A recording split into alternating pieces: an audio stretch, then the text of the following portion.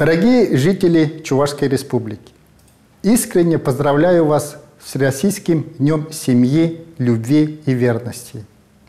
Семья – главное богатство человека, его духовная обитель, источник силы и вдохновения. Это самые близкие, любимые и верные нам люди, у которых мы находим понимание и поддержку, с кем принимаем все радости и трудности, кто дарит нам счастье и смысл жизни.